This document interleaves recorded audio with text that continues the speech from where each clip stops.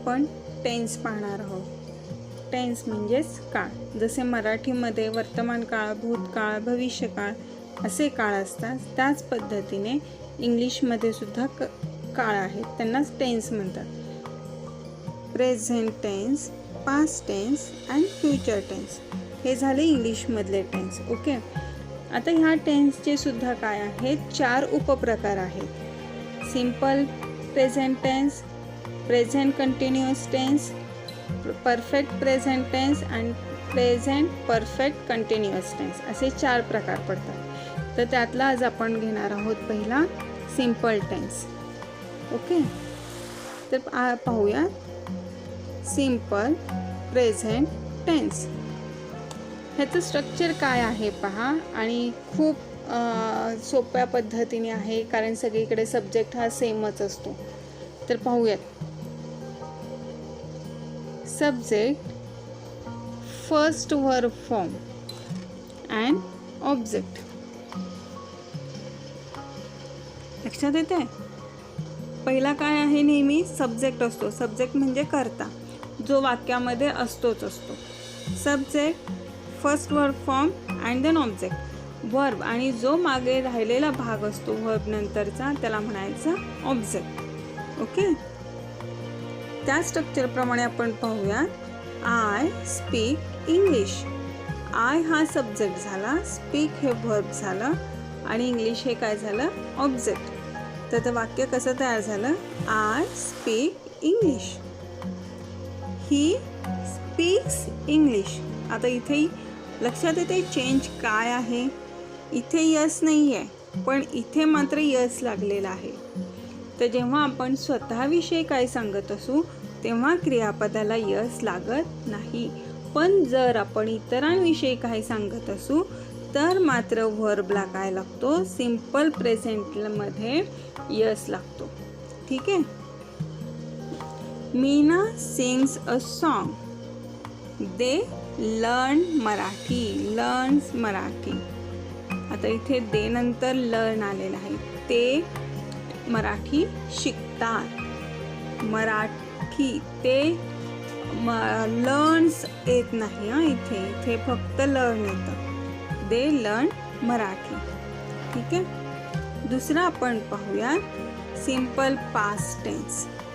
दुसरा टेन्स काय आहे, सिम्पल पास्ट टेन्स. आता ह्याचं स्ट्रक्चर काय आहे, subject as it is, second verb form आलेला आहे. सेकंड वर्ब फॉर्म म्हणजे वर्बचं पास्ट रूप, वर्बचं भूतकाळी रूप, त्याला म्हणायचं सेकंड वर्ब फॉर्म. आणि ऑब्जेक्ट. ठीक आहे. तर पहिलं उदाहरण जे आपण वर उदाहरण घेतलेली आहेत तीच घेतलेली आहेत मी. आता इथे आय स्पीक इंग्लिश आहे. आता इथे चेंज कुठे झालेला आहे, सब्जेक्ट ॲज इट इज आहे आय. चेंज कुठे झालेला आहे, speak and spoke. Object as it is आहे. लक्षात येते? Only changes in verb form. ह्याच्यामध्ये फक्त वर्ब फॉर्ममध्ये काय होतात, चेंजेस होतात. वाक्य आहे असंच आहे, आय स्पोक इंग्लिश. ह्याच्यासाठी तुम्हाला वर्ब आणि वर्बचे तिन्ही रूपं काळ जेव्हा आपण शिकतो तेव्हा वर्बचे तिन्ही रूपं तुम्हाला सांगता आली पाहिजे. First verb, second verb and third verb means past participle. ठीक आहे. He spoke English. इथे he speaks English, he spoke English. They learn Marathi. They learn Marathi. Learned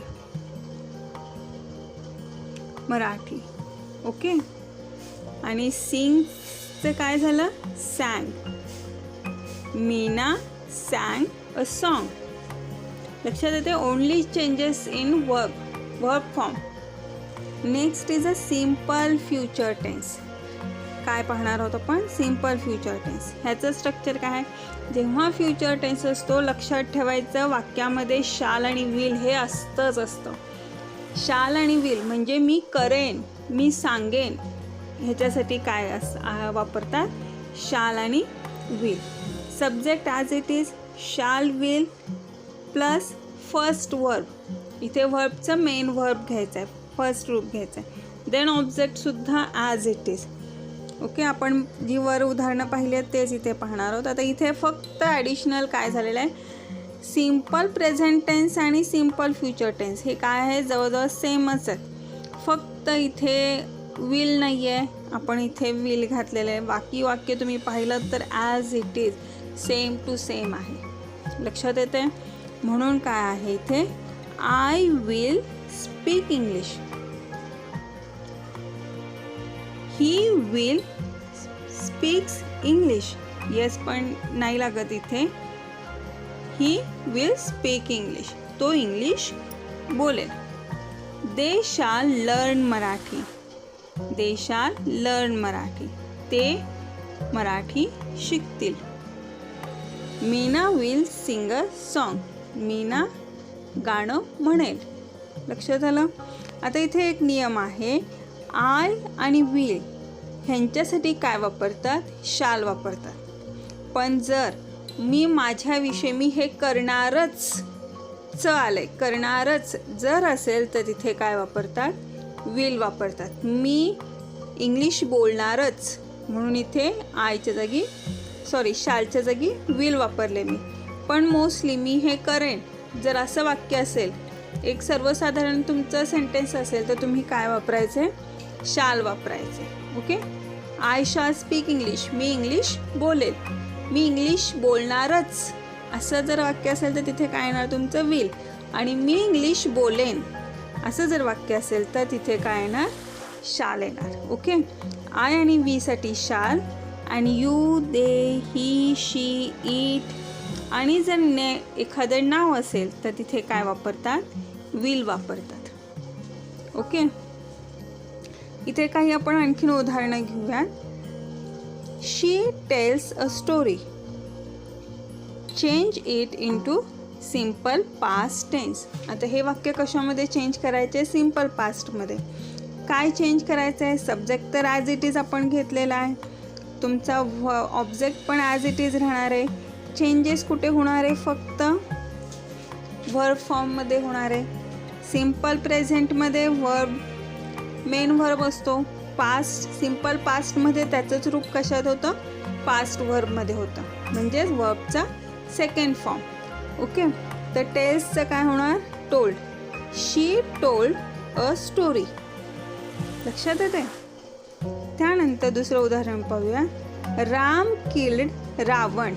आता तुम्हाला एक गोष्ट सांगू का, टेन्स ओळखायचा कसा, जर व्हर्बमध्ये यस लागलेला असेल आणि मेन व्हर्ब असेल तर तो असतो प्रेझेंट टेन्स. क्रियापदाला जर ईडी लागलेला असेल, व्हर्ब जर ईडी असेल किंवा पास्ट व्हर्ब असेल तर, आणि बाकी काहीही नाही आहे, फक्त व्हर्ब असेल, व्हर्बमध्येच काय होतं मग तो सिम्पल पास्ट टेन्स होतो. आणि वाक्यामध्ये जर शाल किंवा विल असेल आणि व्हर्बचं मेन रूप असेल तर वाक्य काय आहे, सिम्पल फ्युचर टेन्स. ओके, हे लक्षात ठेवून तुम्ही चेंजेस करायचे. आता राम किल्ड रावण वाक्य कोणत्या टेन्समधलं आहे, इथे ईडी आलेला आहे, याचाच अर्थ हा काय आहे, सिम्पल पास्ट टेन्स. त्याचं काय करायचं आपल्याला, फ्युचर टेन्स करायचं आहे. तर काय येणार, Ram subject as it is, किल्डच्या जागी काय येणार, किल येणार, मेन व्हर्ब, आणि इथे काय येणार, फ्युचर टेन्स आहे म्हणून इथे येणार आहे विल. आणि नियमाप्रमाणे जर नाव असेल तर नावाच्या पुढे काय येतो, विल येतं. राम विल किल रावण, राम रावणाला मारेल. ठीक आहे, ह्या पद्धतीने.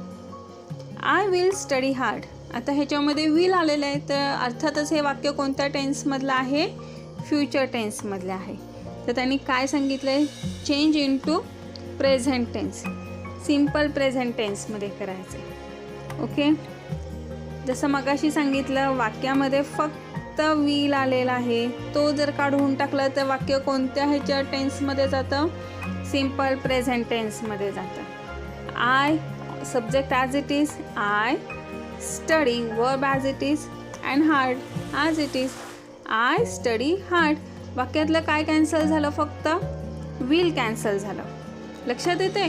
खूप सोपे टेन्स असतात, फक्त थोड्याशा ट्रिक्स वापरून की नाही हे सोडवायला लागतं.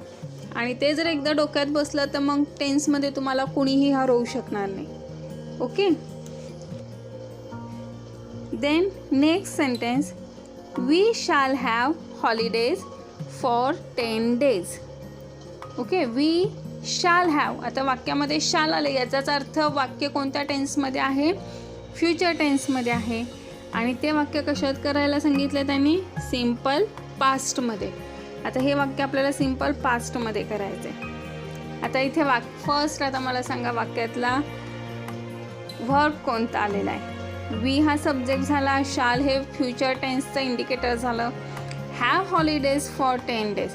हॉलिडेज फॉर 10 days हे काय झालं? आपला ऑब्जेक्ट झालेला आहे. आणि व्हर्ब काय झाला आपला? हॅव आहे. व्हर्ब ह्याच्यामध्ये काय आहे? हॅव आहे. तर आता त्याचंच काय करायचं आपल्याला? पास्ट व्हर्ब घ्यायचं आहे. हॅवचं पास्ट व्हर्ब काय येणार? Had. We had holidays for 10 days. आम्हाला 10 दिवसांचा हॉलिडे आहे. ओके, किंवा होता. आम्हाला 10 दिवसांचा हॉलिडे होता. शाल निघून गेलेला आहे. जेव्हा शाल दुसऱ्या टेन्समध्ये आपण वाक्य करतो तेव्हा फ्युचर इंडिकेटर वर्ड्स काय करायचे? काढून टाकायचे. Mahesh finished his lesson. वाक्य कोणत्या टेन्समध्ये आहे सांगा पाहू? येस, वाक्य पास्ट मधलं आहे, सिम्पल पास्टमध्ये आहे. तर ह्यातला काय गेलेला आहे? ईडी गेलेला आहे. Mahesh finish his lessons. लक्षात आला? वाक्य कशात करायचं आहे? सिम्पल प्रेझेंटमध्ये करायचं आहे. त्यामुळे तर प्रश्नच नाही. व सब्जेक्ट आहे असा ईडी काढून टाकला तर finish as it is his lesson. Mahesh finish his lesson. ह्या पद्धतीने काय आहे? आपण सिम्पल टेन्स आज शिकलेलो आहोत. ठीक आहे, काही अवघड नाही आहे ना? It's so easy. खूप सोपं आहे ना? ठीक आहे, ह्या पद्धतीने आपण काय केलेलं आहे? टेन्स शिकलेलो आहे. तर नेक्स्ट व्हिडिओमध्ये आपण पुढचा टेन्स घेऊया. कोणता टेन्स आहे? सेकंड. हा झाला पहिला टेन्स, सिम्पल टेन्स. नेक्स्ट आहे continuous tense. Okay, thank you for watching.